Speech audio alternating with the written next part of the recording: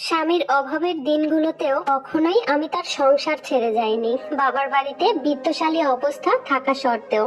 কারণ বিয়ের শুরু থেকেই আমি খুব অভাগী। কারণ ছিল আমি দেখতে শুনতে খুব একটা সুন্দরী আর মেধাবী ছিলাম না, তাই আমার পরিবার আমাকে খুব একটা ভালো ঘরে বিয়ে দিতে পারেনি। আমাদের সমাজে মেয়েকে ভালো ঘরে বিয়ে দিতে হলে মেয়ের চেহারা সুন্দর হতে হয়, সাথে বাবারও অর্থ সম্পদ থাকতে হয়। সব মিলিয়ে আমি আমার ভাই বোন সবার থেকে একটু আলাদা জীবনযাপন করি। আমার ভাই বোনেরা সবাই যার যার মতো ঢাকার রাজশাহী সংসার পেতেছে বহুতল ভবন নিয়ে, শুধু আমি একাই অজপাড়াগাঁয়ে থাকি। আব্বা আম্মাও কখনো ঢাকা তো কখনো রাজশাহী। আমার খুব একটা বাবার বাড়িতে যাওয়া হয় না, আব্বা আম্মা থাকে না বলে। আমার বাবার বাড়িতে সব সময় তালা ঝুলে। 2 ঈদে সবাই গ্রামের বাড়িতে বেড়াতে আসে, আব্বা আম্মাও থাকে, কিন্তু আমার সাথে কখনোই দেখা হয় না, কারণ আমি তাদের সাথে কখনোই পাল্লা দিতে যাই না। একবার আমার বাবার বাড়িতে আমার ভাইদের শ্বশুর বাড়ি থেকে আর বোনদের শ্বশুর বাড়ি থেকে অনেক মেহমান দাওয়াত করা হয়, কিন্তু আমাকে দাওয়াত করা হয়নি। এই বিষয়টা নিয়ে আমার অনেক মন খারাপ হয়। ছেলে মেয়েদের কাছে কান্নাকাটি করে আবদার করে আমাকেও যেন এই অনুষ্ঠানে দাওয়াত করা হয়। তখনও এসব বিষয়ে আমি কিছুই জানতাম না। একদিন সন্ধ্যায় আম্মা আব্বাকে পাঠায় আমার বাড়িতে। আব্বা এসে বলে, মা, আগামী শুক্রবার সময় হলে তোরা সবাই আমার বাড়িতে যাবি। নাতি নাতনি আর তোর শ্বশুর শাশুড়ি সবার দাওয়াত পেয়ে তো আমি অনেক খুশি, কারণ আমার ভাই বোনদের সাথে অনেক দিন দেখা হয় না।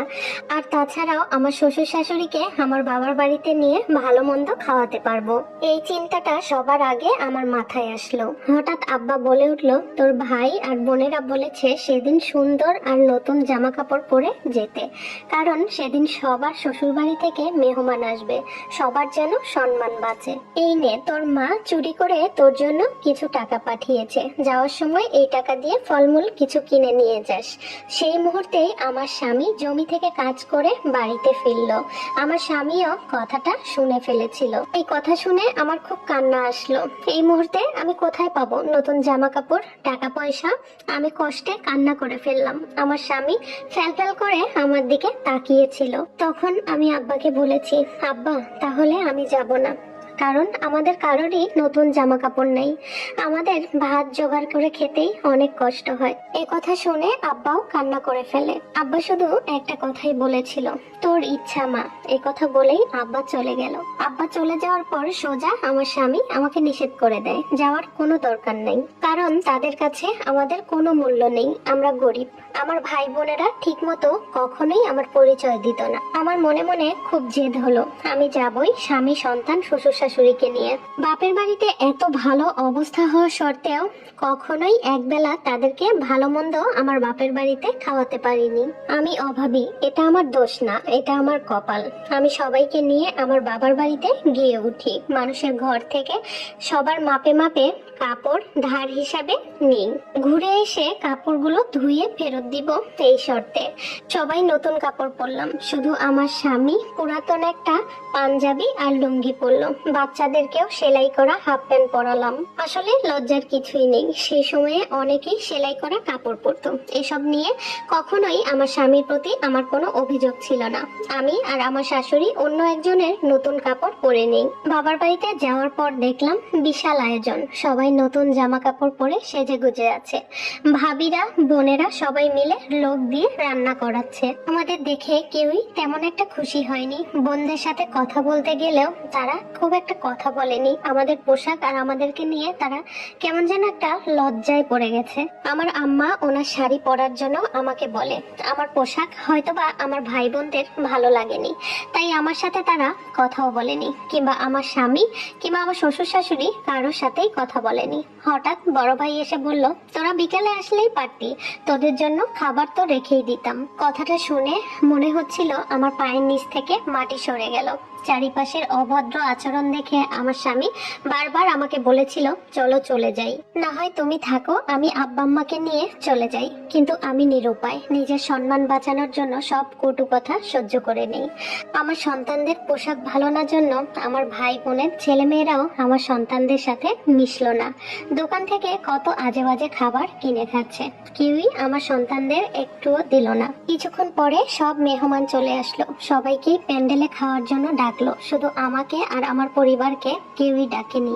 আমার বাচ্চারা ছোট ছিল, তাই প্যান্ডেলে খাওয়ার জন্য কান্না করছিল, কিন্তু আমি আর আমার স্বামী যেতে দেইনি, কারণ হয়তোবা আমাদের কারণেই তাদের লজ্জা লাগছিল। আম্মা লুকিয়ে লুকিয়ে সবার অগোচরে কাঁদছিল, কিন্তু কাউকে কিছুই বলতে পারছিল না, কারণ তারা তো নিরুপায়। এই বউ মেয়েদের বাসায় গিয়েই তারা পড়ে থাকে। আমাদেরকে ঘরের মধ্যে খাটের এক কোণে খাবার দিয়ে দেয়, তাও নির্দিষ্ট কিছু আইটেম, যেগুলো গরিব আর বাড়ির মানুষের জন্য করা হয়েছে। ডাল, সবজি আর গরুর মাংস।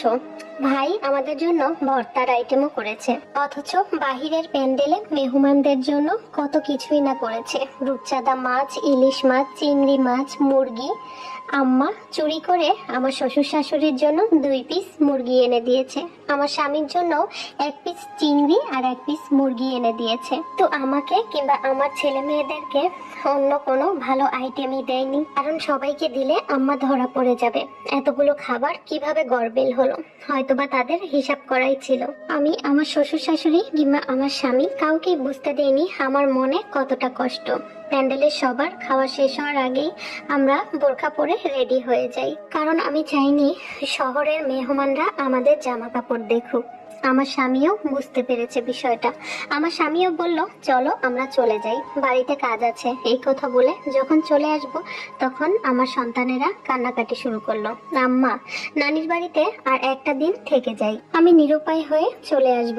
তখন আমার বোন এসে আমাকে 500 টাকা দিল গাড়ি ভাড়া দেওয়ার জন্য, আর আমার মেজো ভাই এসে বলেই ফেললো, এখন থাকলে থাক, সবাই তো তোদেরকে দেখেই ফেলেছে, এখন আর যে কি হবে। আমি তাদের অসহ্য আচরণগুলো আর মেনে নিতে পারছিলাম না। আসার সময় দূরে এসে আম্মা একটা পোটলা দিয়ে দিল, সেটা দেখে আমার ভাবি এসে বলল, আম্মা এখনো অনেক লোক খাবার বাকি, আপনি পোটলাতে কি দিয়ে দিলেন?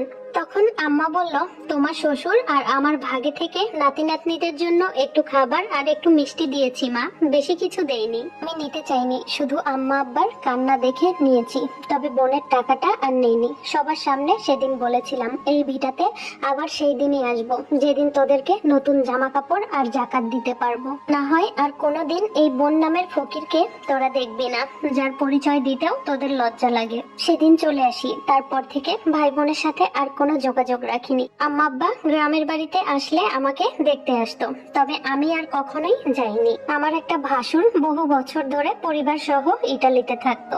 সে সময়ে আমার ভাসুর খুব একটা ভালো সুযোগ করে উঠতে পারেনি, ওনার শ্বশুর বাড়ি থেকেই ওনাকে ইটালিতে পাঠানো হয়েছে। আমার জায়ের মা বাবাও তখন ইটালিতে থাকতো, ওই সুবাদে তারাও গিয়েছে, কিন্তু সুযোগ সুবিধা ভালো না হয় পরিবারের সাথে তেমন যোগাযোগ করতে পারেনি। তাই আমার শ্বশুর শাশুড়ি আর আমার ননদকে আমরাই দেখে রাখতাম।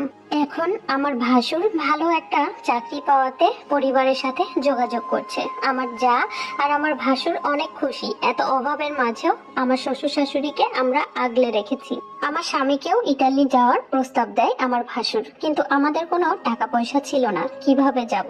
আমার ভাসুর বলে জমি বিক্রি করে দিতে, সেই জমিতে আমার ভাসুরেরও ভাগ ছিল, তাও বিক্রি করতে বলে। তখন আমার ভাসুরেরও তেমন টাকা পয়সা ছিল না, হয়তোবা থাকলে জমি বিক্রি করার কথা বলতো না। কিছুদিন পর সব ঠিকঠাক হলো, আমার স্বামীকে আমার ভাসুর ইটালি নিয়ে গেল।